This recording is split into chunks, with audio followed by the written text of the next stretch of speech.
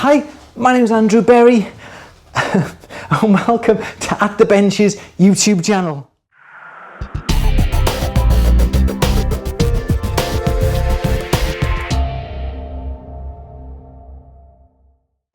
Okay, so you've made an educated purchase with your wants and your needs, this is heavy, for your rolling mill. Now, where do you put it? Okay, so the most obvious place is a table. Oh, that was heavy. The most obvious place is to put it on a table.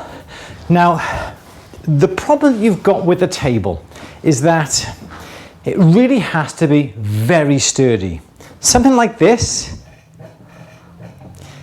it just will not do. It is not sturdy enough. You may think, oh yeah, but I got a lovely gearbox on this particular one. I don't have to put much effort into it. Wrong. This has to be really safe and really secure. This is heavy. You do not want this dropping to the floor or the actual table that it's on sort of crashing to the floor. You just need to make sure that the surface that your rolling mill is on is nice and secure. Ideally, it should be fastened to the wall. The bench, the worktop, the table should be fastened to the wall. And certainly not like this. So by here, I've got my little bench I've actually specifically made purely for the rolling mill along with my vise, because it's a nice sturdy bench, it's a nice thick kitchen worktop, it's nice and deep to allow for the handle, it's also fastened to the wall as well, nice and sturdy. So we can pick that up and put it. Now this, let me move this out of the way. Now this is a really nice sturdy bench. It's not going to go anywhere. It's fastened to the wall. It's got nice metal legs down here, nice and safe. Brilliant. So that's all done, is it? No, it's not, because again, even though you got the gearbox, you think you're not going to put much effort into turning the handle, but you need to fasten it down. It'll move around. You put your piece of metal in and you're doing this, so you've got to bolt it to the worktop. Now, each rolling mill has its own sort of footprint, and as you can see in this piece of worktop, I've got lots of different holes. That's because this is about the third rolling mill I've had in this particular area. But what you need to make sure is that this rolling mill is securely fastened to the bench. I use these long nuts, big washers underneath. Simply go through the top and make sure that you don't scrimp and save, you don't put two bolts in. Make sure that goes underneath and you screw that nice and tight. And it has to be really securely bolted to the worktop in through the four holes.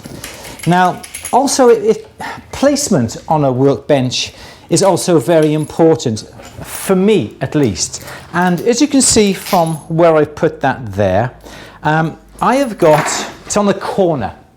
So I can face the rolling mill. I've got the handle in this hand and I can face the rolling mill. My arm is over to the right hand side of the mill and I can turn the mill with no problems at all. What you find quite often in some workshops, excuse the vise a minute, pretend the vise isn't going to be there. But some people actually have the rolling mill facing this way, along a workbench. Pretend the workbench is carrying on this way. And they have it this way on a workbench. Now, the problem is that the handle's over here. Ideal if you're left-handed, but if you're right-handed, you've got to put the metal in over here, and your body's completely not straight on with a rolling mill. I know the vise is in the way, excuse the vise. But when you try and turn the handle, your arm is crossing the body, and if you've got to put a lot of effort into it, because you can see, it's not really a good place for this rolling mill to be. So always try and put the rolling mill on a corner, on a right-handed corner like that, there, so you can face the rolling mill, your arm is directly, and your arm is going around in a straight line, just like that. But there's one other alternative that you can buy if you're feeling a little bit flush, and that's a rolling mill stand. Now, I've got a rolling mill stand here. This is a Durston rolling mill stand. It's got a locked cabinet with a shelf halfway through that you can store whatever you want. And if you look up past at one of my vlogs, when I was in Italy this year, beginning of this year, I kept my sandwiches in there on the trade show. Very handy.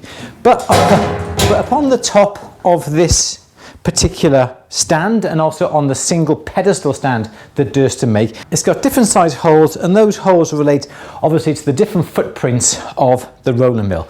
Let's just get our rolling mill and put it on here a second.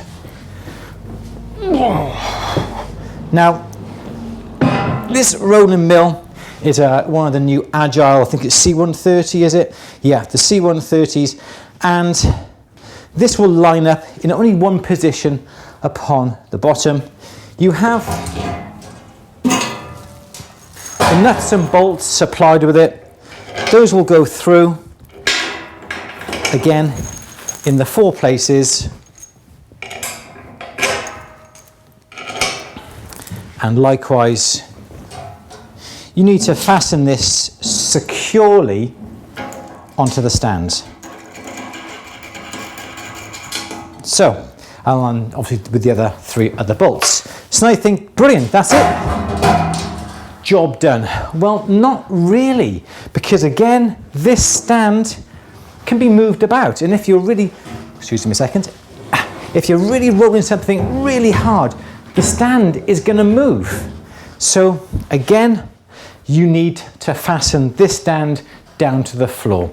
And I know that means the rolling mill is going to be quite a permanent fixture within your workshop. But believe you me, you make sure the rolling mill is fastened down to a sturdy worktop that is fastened to the wall, or you make sure the rolling mill is sturdily fastened, securely fastened to a pedestal or the cabinet like this that is fastened to the floor, and it will make your life when it comes to rolling far easier and far more enjoyable.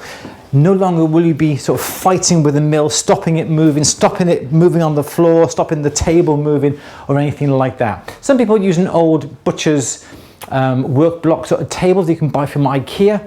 That's great, but still it's on rollers, and really I would still want to fasten the rolling mill down to a worktop, against a wall or on a pedestal, on a stand, and securely fasten this to the floor. It's going to make your life a lot easier.